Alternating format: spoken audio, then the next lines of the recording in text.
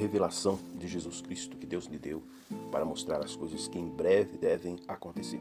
Com essa palavra revelação inicia-se o livro do Apocalipse, que durante um bom tempo e ainda hoje é considerado por muitos como um livro com uma mensagem assim obscura, em que o nome, o título do livro já contraria esse pensamento, se introduz como uma revelação.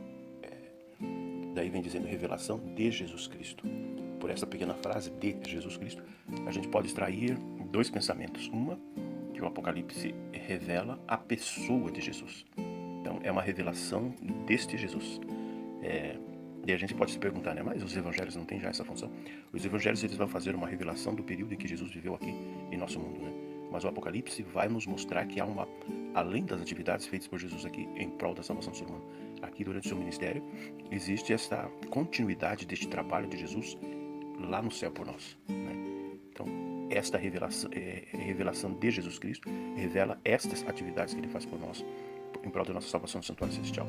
E ao mesmo tempo esta frase, revelação de Jesus Cristo, ela traz o pensamento também que a revelação é algo que pertence a Jesus Cristo. Com isso ele quer transmitir uma ideia de que a revelação, entre todas aquelas coisas que Jesus conquistou ao se tornar vencedor sobre o pecado, uma das suas conquistas é a possibilidade de trazer esta revelação. Então, a revelação é sobre ele e pertence a ele. E ao mesmo tempo o texto vai dizer assim que esta revelação é uma dádiva, digamos assim, Deus lhe deu. Nessa frase, revelação que Deus lhe deu. Como que a gente entende assim um processo de hierarquia entre a e a divindade, E vamos, na sua maioria, olhar para o Pai e olhar para o Filho, Aqui o texto não vai mencionar o Espírito Santo, e ali ele está defendendo uma hierarquia na divindade, ou defendendo que apenas o Pai é Deus e que Jesus ele entra num processo de dependência de Deus. Na verdade, a ideia não seria essa. A ideia que pode ser trabalhada no decorrer do próprio livro, que melhor está traduzindo essa ideia, essa dependência, não é a ideia de que Jesus dependa essencialmente do Pai, mas a ideia que é contida é que o ministério de Jesus, descrito, vamos dizer assim, sua vinda a esse mundo, descrito em Filipenses, sendo Deus, não teve por usurpação ser igual a Deus, mas antes esvaziou-se até a morte de cruz, isso não se encerrou com a sua ressurreição. Quando ele ressuscita, ele já retoma essa sua condição que Filipenses descreve, que ele deixou para vir a este mundo? Não. Então a gente vê que a cruz, ela não traz um ponto final assim. Existe uma frase mal compreendida, por alguns, dita por Jesus na cruz, que está consumado. O que significa essa frase, essa colocação? Está consumado. Significa que nada mais precisa ser feito em prol da salvação do ser humano? Não, a ideia não é essa. A ideia aí é que existe no Velho Testamento, simbolizado pelo Cordeiro, que representava uma fase, um papel do ministério de Jesus, que seria vir.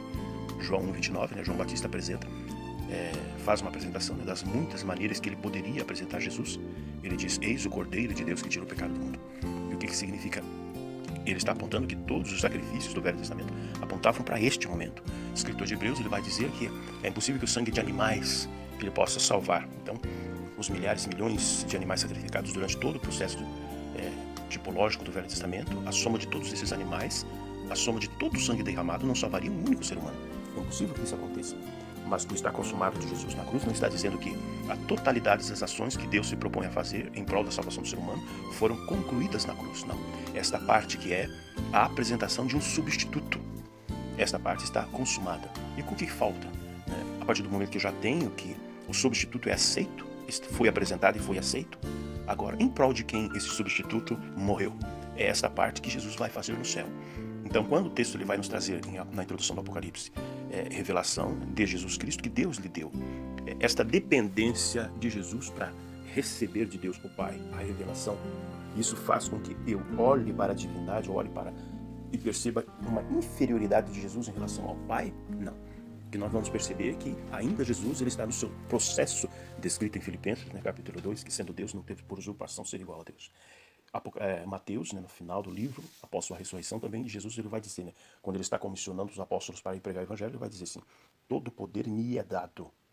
Perceba que ele não está reivindicando, ainda não, um poder que seja dele, mas lhe é dado. É a mesma ideia trabalhada aqui com respeito à revelação. A revelação que Deus lhe deu. É evidente que a leitura, o estudo lá no final do Apocalipse, a gente vai perceber um momento onde essa dependência que Jesus tem para com o Pai, ela fica de lado no sentido de que Jesus ele reassume a sua natureza como Deus, igual ao Pai, né?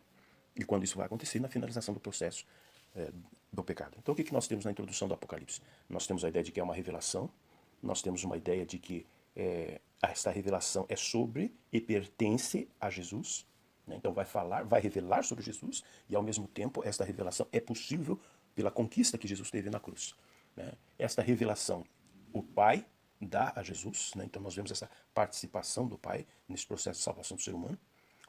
Com qual objetivo? Para mostrar aos seus servos. O que podemos extrair dessa ideia? Mostrar aos servos as coisas que em breve devem acontecer. Vamos dizer assim, quando alguém pega o livro de Apocalipse e inicia o seu contato com o material que é o Apocalipse, ele vai iniciar o seu contato com esta revelação. Esta pessoa está fazendo isso para crer em Deus? Não, essa pessoa já tem o seu processo de já crê em Deus, né?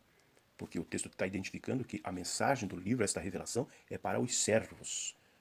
A descrição dessa ideia de servos que o texto está trazendo ali, é alguém que já tem um contato com Deus, já aceitou a Jesus, já compreende o Evangelho e serve a Deus, né? Obedecendo as orientações todas dadas na palavra desde o início da narrativa, né, de Gênesis até este momento que ele abre o Apocalipse. Então, para a conversão da pessoa, para compreender, né, o material suficiente. Mas aqui ele está descrevendo que alguma coisa vai acontecer futuramente, né? E Deus quer trazer luz para os seus servos a respeito do que vai acontecer na história da igreja, do povo de Deus, dos que servem a Deus. Então nós temos ali a revelação de Jesus Cristo que Deus lhe deu para mostrar aos servos as coisas que em breve devem acontecer. Então, se tu és servo de Deus, o Apocalipse é uma mensagem dele para você.